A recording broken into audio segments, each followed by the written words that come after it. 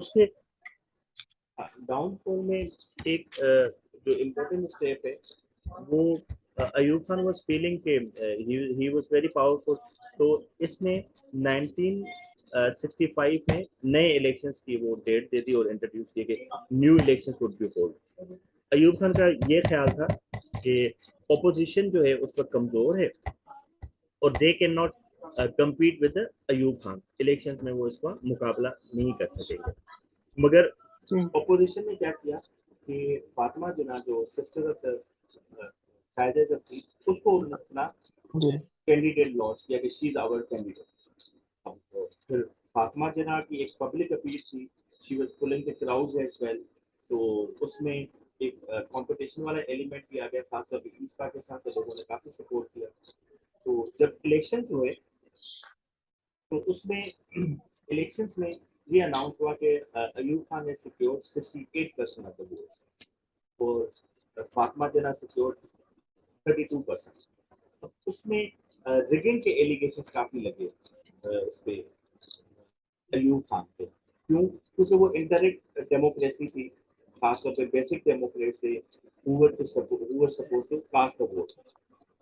تو اس میں یہ ایلیگیشن لگا کہ انہوں نے ایوب خان نے ان 80,000 جو بیسک ڈیموکریٹس تھے ان کو انفلوئنس کیا ہے اور اس طریقے سے وہ الیکشن جیتا ہے. الیکشن تو جیت گیا مگر اس کی جو ایک مورل اسٹینڈنگ تھی نا وہ کافی ڈاؤن ہو گئی, کیونکہ ریگن کے ایلیگیشن لگے. جو پہلی والی بات تھی وہ نہیں تھی. پھر اس دوران ایک اور بھی انسیڈنٹ ہوا کہ انڈیا اور پاکستان کی جنگ لگی 1965 کی وار. اب 1965 کی وار کی وجہ سے پھر کیا ہوا کہ بظاہر تو ہم یہی کہتے ہیں, گورنمنٹ یہی کلیم کرتی ہے وہ ہم جنگ جیت گئے. اصل میں تو پاکستان نے صرف ڈیفینڈ کیا تھا, اچھا ڈیفینڈ کیا تھا, مگر مین جو آبجیکٹو تھا وار کا خاص طور پہ کہ کشمیر کو انڈیا سے آزاد کرایا جائے یا کشمیر کے لوگ جو ہیں they rise in rebellion against Indian rule, تو وہ نہیں ہوا. تو اس وجہ سے انٹرنیشنلی یہی سمجھا جاتا ہے کہ دیٹ واز اے فیلئر. کیوں؟ کیونکہ Pakistan could not achieve its main objective. ایک تو یہ بات تھی. اور اس میں ایک دوسرا ایک ایلیمنٹ یہ بھی تھا, وہ ڈیٹیل میں ہم بعد میں کریں گے کہ اس سے پھر ایوب خان کے اور اس کے فورن منسٹر کے ذوالفقار علی بھٹو تھا اس کے درمیان ڈفرینسز شروع ہو گئے. اور ایوب خان نے ایلیگیشن لگایا کہ یہ جو مس کیلکولیشن تھی یہ بھٹو کی وجہ سے جنگ لگی ہے, کیونکہ وہی پاکستان نے ایک کشمیر میں نا جو انڈیا کے کنٹرول میں کشمیر ہے وہاں پہ ایک آپریشن لانچ کیا تھا, آپریشن جبرالٹر کے نام سے.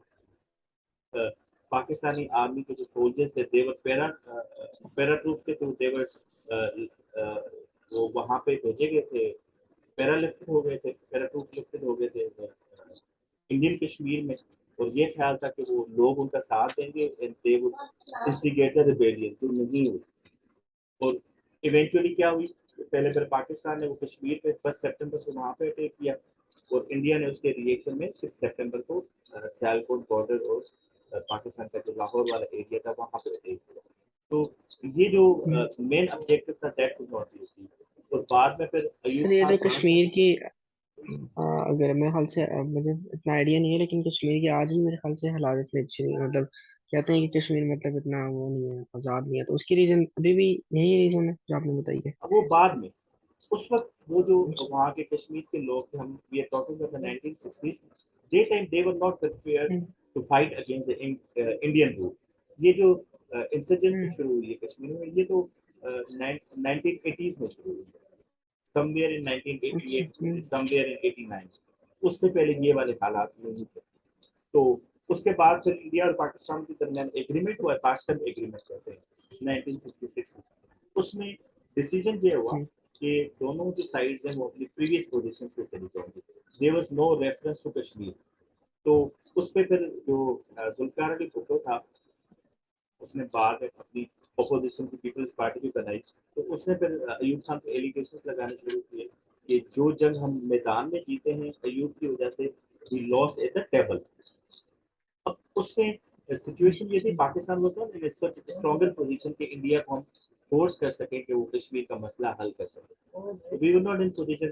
بھٹو نے اس کو بھی ایکسپلائٹ کیا اور پھر اور اس کی وجہ سے 1965 وار کی وجہ سے پاکستان کی اکانومی کو بھی فرق پڑتا ہے.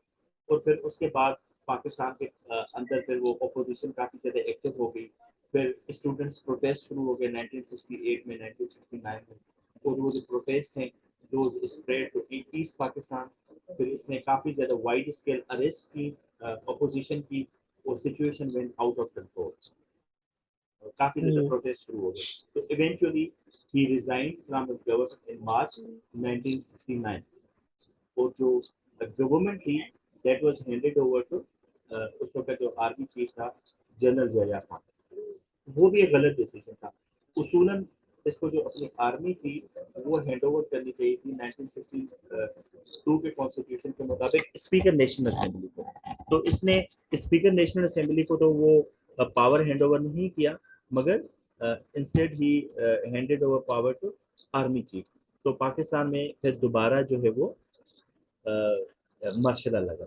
تو اس ٹائم پیریڈ پہ جو کوشچن آتا ہے وہ 7 مارکس کا کوشچن آ سکتا ہے کہ why did Ayub Khan resign from his power, یا کہ کیا مسائل تھے جو بعد میں جس کی وجہ سے پرابلمس کریٹ ہوئے اور he had to resign from his post of the presidentship. تو اس طرح کا جو پاس پیپرز میں تو ایسے ڈائریکٹ اس طرح کا کوئی کوشچن نہیں آیا اس کے اس ٹائم پیریڈ پہ.